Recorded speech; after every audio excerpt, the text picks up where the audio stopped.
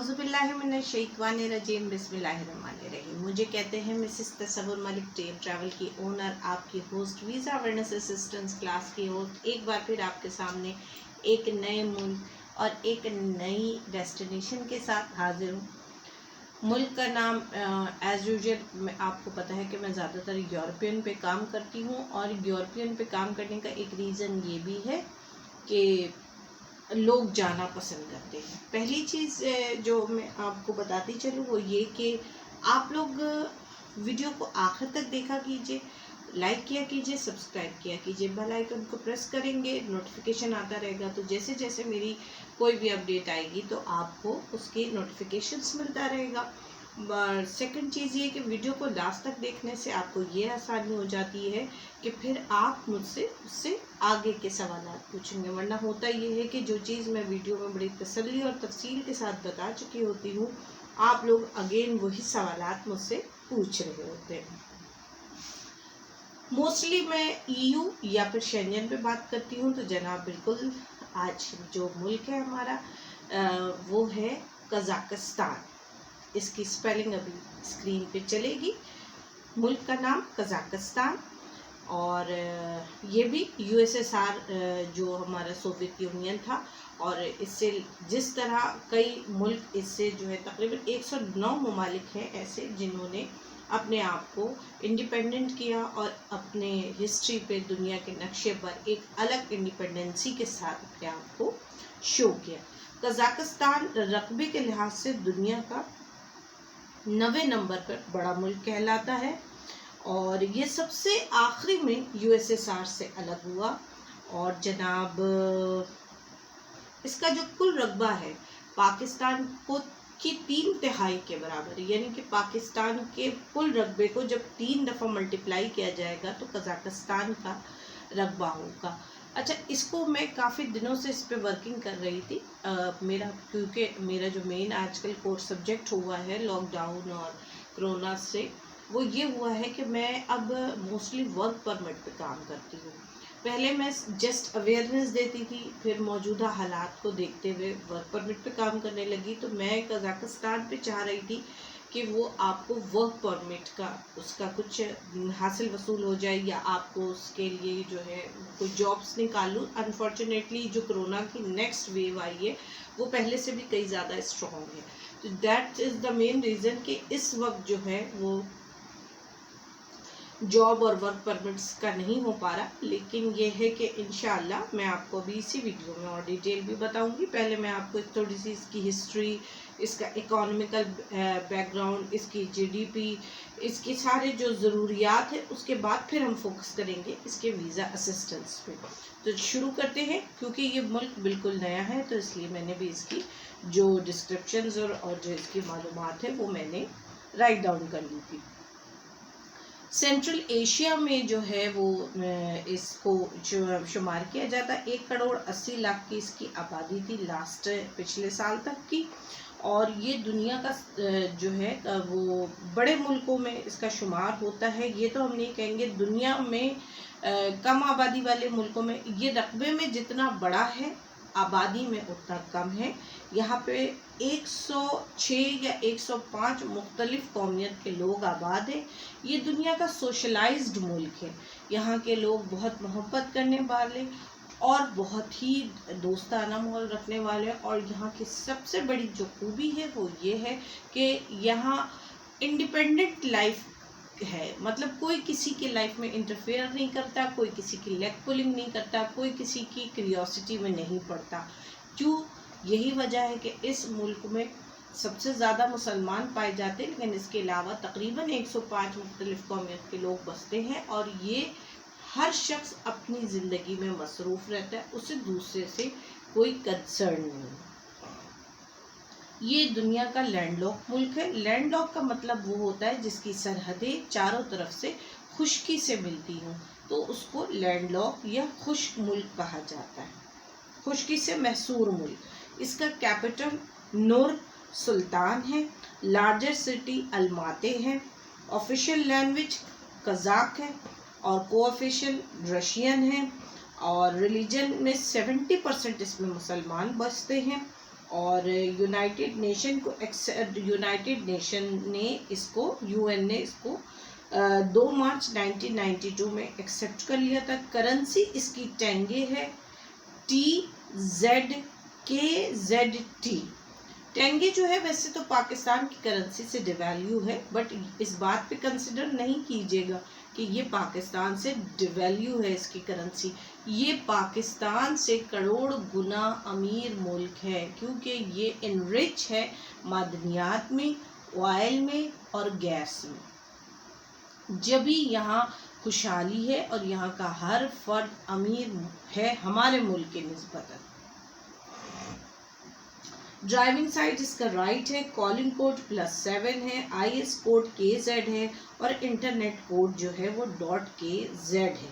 قزاقستان کی جو بارڈرز ہیں یعنی جو اس کی سرحدیں ہیں وہ شیئر کرتی ہیں چائنا، ایسٹ رشیا میں، north Kyrgyzstan, Uzbekistan, Turkmenistan in south and also adjoining a large part of Caspian Sea in the southwest۔ South waste کی طرف سے اس کی جو سرحدیں ہیں وہ ملتی ہیں جا کے کیسپین سی کے ساتھ۔ جناب اس کے بارے میں ایک بات یہ بھی کہی جاتی ہے کہ یہاں پہ جو ہے گھوڑوں کی سب سے زیادہ نسل پائی جاتی ہے، گھوڑوں کا گوشت کھانا یہاں پہ عام سمجھا جاتا ہے۔ یہاں کھیل میں رگبی، آئس بال، اسنو بہت زیادہ کھیلی جاتی ہے۔ یہاں ایک گیم ہوتا ہے، شادی سے پہلے لڑکے لڑکیاں جب جوان ہوتے ہیں تو ایک گیم کھیلتے ہیں جس کو کسکو کہتے ہیں۔ کسکو کا مطلب ہے چھین چھین کر۔ اس میں اگر لڑکی جیت جاتی ہے تو وہ لڑکے کی پٹائی کرتی ہے، اور اگر لڑکا جیت جاتا ہے تو وہ لڑکی کا بوسہ لیتا ہے یا اسے حق کرتا ہے۔ یہ ایک ان کی عجیب سی رسم ہے۔ اس کے علاوہ جو سب سے امپورٹنٹ بات ہے کہ وہ یہاں پہ 1300 پھولوں کی کاشت ہے، اور جب آپ صبح نکلیں گے تو آپ کو ہر طرف رنگین خوبصورت پھول نظر آتے ہیں۔ یہاں تعلیم پر سب سے زیادہ GDP جو ہے وہ یہ ہے کہ یہاں پہ تعلیم پر بہت زور ہے۔ یہاں جا کر اگر آپ پڑھے لکھے ہیں تو اگر آپ کو کوئی اچھا پیشہ مل سکتا ہے تو قزاقستان میں ایجوکیشن سے ریلیٹڈ پیشہ مل سکتا ہے۔ یعنی آپ کسی اسکول میں لیکچرر لگ سکتے ہیں، اسسٹنٹ لگ سکتے ہیں، لیب اٹینڈنٹ لگ سکتے ہیں، ٹیچر لگ سکتے ہیں، تو وہاں پہ ڈیمانڈز ہے۔ اور عام طور پہ پاکستانی تو کم لیکن انڈینز جو ہیں وہ آپ کو لیکچرر اور ٹیچنگ فیلڈ میں زیادہ ملے گی۔ یہاں پہ تیل، اور جیسا کہ میں نے پہلے بتایا کہ تیل، معدنیات، آئل، گیس، ان سب کے ذخائر بہت زیادہ موجود ہے۔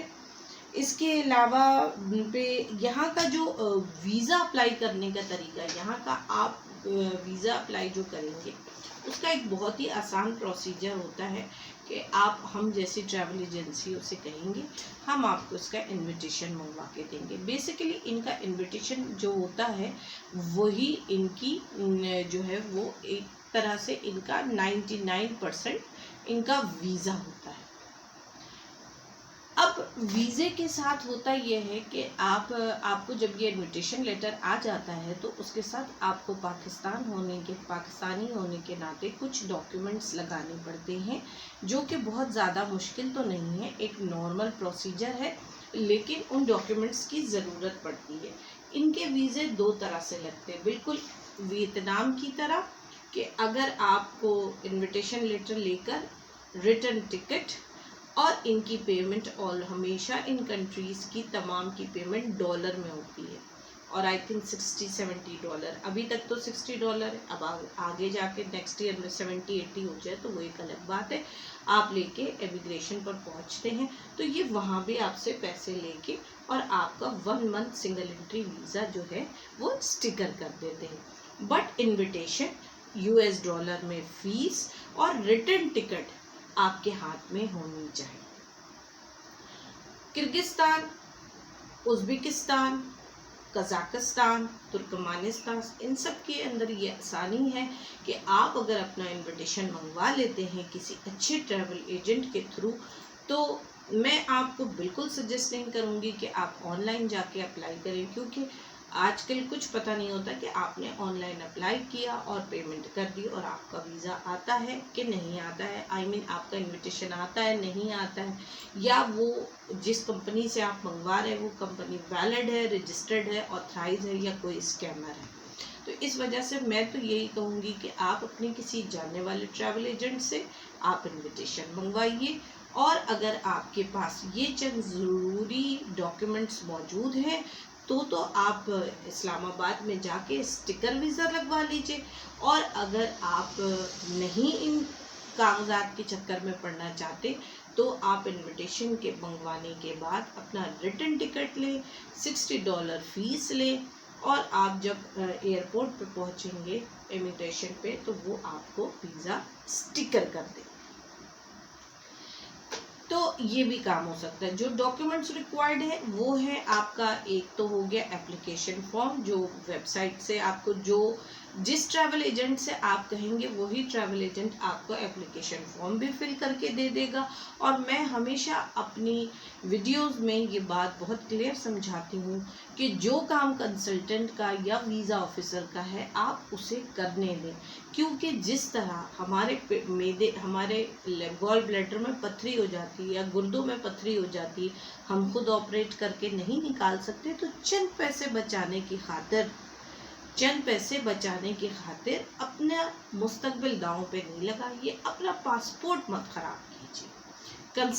کنسلٹنٹ ہوتا ہے، بٹ ٹرائی ٹو انڈرسٹینڈ، آپ یہ چیز دیکھیے کہ کنسلٹنٹ بھی پڑھا لکھا ہے، ایسا نہ ہو کہ جیسے میں اکثر اپنی ویڈیوز میں یہ ایک بات کہتی ہوں کہ سارا دن گائے اور مجوں کو چارہ ڈال کے اور شام میں پینٹ باندھ کے اپنے آپ کو کنسلٹنٹ لوگ کہہ دیتے ہیں، تو دے آر ناٹ معذرت کہ میں کسی کی دل شکنی نہیں کر رہی، کوئی دل آزاری نہیں کر رہی، کسی کی برائی نہیں کر رہی، but this is my personal experience کہ 5ویں میں کچی میں 5 دفعہ فیل ہونے والا کنسلٹنٹ نہیں ہوتا ہے، وہ ڈگریز ہوتی ہیں، ایجوکیشن ہوتی ہے جس کے بہاف پہ آپ کوئی بات کر رہے ہوتے ہیں۔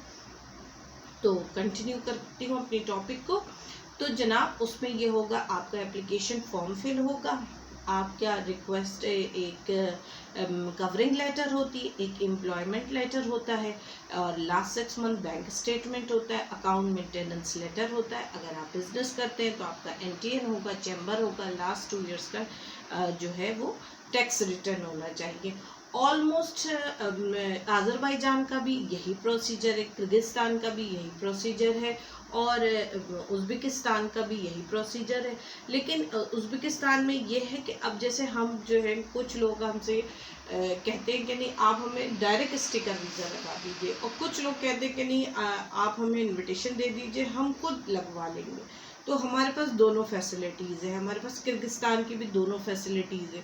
جو اسٹیکر کروانا چاہتا ہے ہم اس کو اسٹیکر کروا کے بھیج دیتے ہیں، اور جو کہتا ہے کہ نہیں I only want the invitation, ہم اسے انویٹیشن دے دیتے ہیں، وہ خود جا کے اپنا اسٹیکر امیگریشن سے کرا لیتا ہے۔ لیکن ان تمام ممالک کے of and on laws, rules, condition ایک جیسے ہی ہیں کہ اگر آپ ریٹن ٹکٹ اور ان کی فیس اور جو ہے وہ آپ اپنا ویلڈ پاسپورٹ لے کے امیگریشن پہ پہنچیں گے تو یہ آپ کو وہ ویزا لگا دیں گے۔ اچھا، اب بتاتی ہوں میں آپ کو کہ میں قزاقستان آپ کو کیوں ریکمینڈ کر رہی تھی، کیونکہ ایک تو یہ امیر ملک ہے، مطلب انریچ ان معدنیات، اکانومی، ایجوکیشن، یہاں پہ کام بہت اچھا آپ کو مل جائے گا، لیکن یہ وہ ملک ہے جو آپ کو ڈائریکٹ امپلائمنٹ نہیں دے گا، جس طرح ازبکستان آپ کو ڈائریکٹ امپلائمنٹ نہیں دیتا ہے، ٹرکی آپ کو ڈائریکٹ امپلائمنٹ نہیں دیتا، آذربائیجان آپ کو ڈائریکٹ امپلائمنٹ نہیں دے گا، کرغزستان آپ کو ڈائریکٹ امپلائمنٹ نہیں جائے گا۔ آپ یا تو بزنس ویزے پہ جائیے یا ٹورسٹ ویزے پہ جائیے، پھر آپ وہاں پہ ان سے TRC لیں گے، اور TRC کا مطلب ہوتا ہے ٹیمپریری ریزیڈنٹ کارڈ، اور پھر اس کے بعد جو ہے وہ ہم کسی بھی شخص کو جسے ہم بھیج رہے ہیں یا کوئی اور بھیج رہا ہے تو پھر ہم اس کو وہاں پہ کسی کام دھندے پہ لگا سکتے ہیں۔ تو مطلب اس میں کوئی ہمارا قانون نہیں ہے۔ ابھی تک ان ملکوں نے پاکستان کے لیے بھلے کتنے برادرانہ ان کے تعلقات ہو، لیکن ابھی تک پاکستان کے لیے انہوں نے ڈائریکٹ امپلائمنٹ ویزا نہیں نکالا۔ مطلب جو بھی ہے وہ آپ کو پہلے جو ہے ہم ان کو بزنس یا ٹورسٹ ویزے پر پہنچاتے ہیں، اور پھر اس کے بعد ہم فردر ان کا TRC کے بعد جو ہے ان کے امپلائمنٹ کا کام کروا سکتے ہیں۔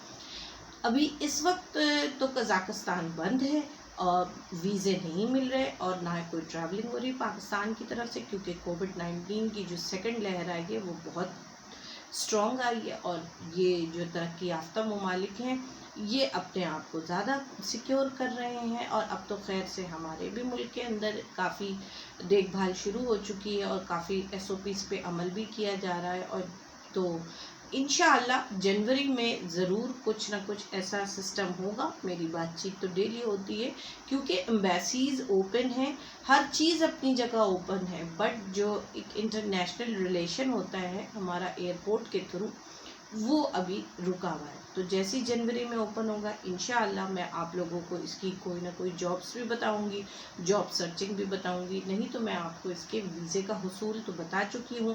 انویٹیشن اور ویزا اگر میرے پاس آ گیا تو میں آپ لوگوں سے دوبارہ رابطہ کروں گی۔ امید کرتی ہوں یہ ایک نیا ملک آپ کو پسند آیا ہوگا، ایک نئی انفارمیشن۔ ایک بار پھر حاضر ہوں گی چھوٹی سی بریک کے بعد۔ اجازت دیجیے، اپنا ڈھیر سارا خیال رکھیے اور ہمیشہ ویڈیو کو اینڈ تک دیکھیے۔ اللہ حافظ۔